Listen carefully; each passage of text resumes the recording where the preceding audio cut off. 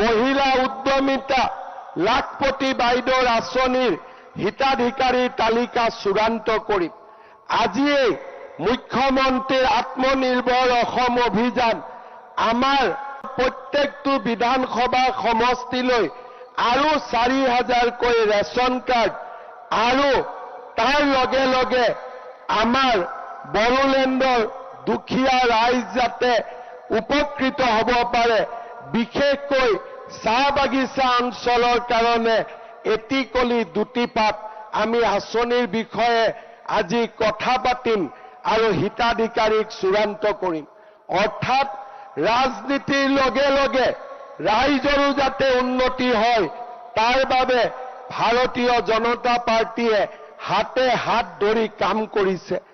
আজি ভাৰতীয় জনতা পাৰ্টীয়ে বিটিআৰক অসমৰ আটাইতকৈ প্ৰগতিশীল অঞ্চল হিচাপে ৰূপান্তৰ কৰাৰ বাবে নিৰন্তৰ পৰি দুখীয়া মানুহৰ ঘৰত দি আছো, যাতে দুখীয়া মানুহবিলাক ফাৰ্ষ্ট ক্লাছ হৈ যাব পাৰে।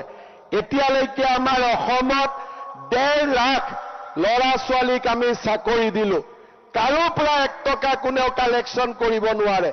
এতিয়া আমি 10 অক্টোবৰত আৰু 60,000 ল'ৰা ছোৱালীক আমি চৰকাৰী চাকৰি দিম। 60,000 ল'ৰা ছোৱালীক চাকৰি দিম। তাৰ মানে 2 লাখ, আগত 1.5 লাখ, এতিয়া 60,000, 2 লাখ ফেমিলি এতিয়া ফাৰ্ষ্ট ক্লাছ হৈ গ'ল।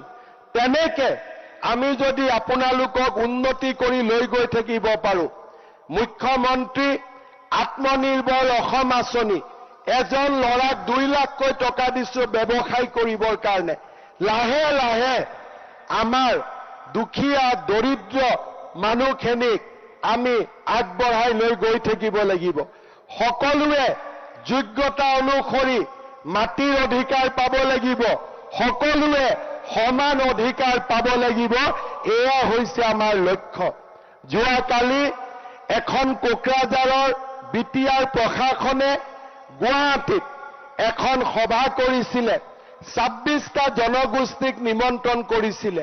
সেই সভাটো মই এটাই কথা কৈছিলো যে 26টা জনগোষ্ঠী যেতিয়া কোকৰাঝাৰত, ওদালগুৰিত সমান অধিকাৰ পাব, সেইদিনাখনে বিটিআৰ সোণৰ বিটিআৰলৈ ৰূপান্তৰ হ'ব, সোণৰ বিটিআৰলৈ ৰূপান্তৰ হ'ব।